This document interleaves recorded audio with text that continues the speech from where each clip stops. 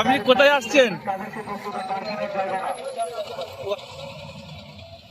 আমি হুগলি জেলার দাঁতপুর কুইনানে এসেছি, যেটা 2026 সালের আপনার বিশ্ব ইজতেমা অনুষ্ঠিত হতে চলেছে।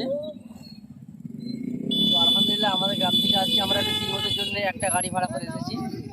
আল্লাহ পাক যতটা আমাদেরকে তৌফিক দেবেন, আমরা যথাসাধ্য চেষ্টা করবো একটু খিদমত করার। ইতিমধ্যে আমরা সকালবেলা এসে পৌঁছে গেছি ইজতেমার ময়দানে, 2 রাকাত শুকরের নামাজ পড়েছি, নাস্তা পানি আল্লাহ করলাম। এখন আমরা আমাদের ক্যান্টিনের দিকে রওনা দেবো। আপনি কোথা থেকে আসছেন হুজুর? খানাকুল 1 নম্বর মালান্ত জামে মসজিদের ইমাম সাহেব এসেছি বিশ্ব ইজতেমার জন্য, কিছু মেহনত করার জন্য। আলহামদুলিল্লাহ চেষ্টা করব যেন কিছু মেহনত করতে পারি, কাজকর্ম করতে পারি। নানান রকমের এখানে কাজ আছে, আমার একটু শরীর হওয়ার জন্য এসেছি। আপনারাও দোয়া করবেন।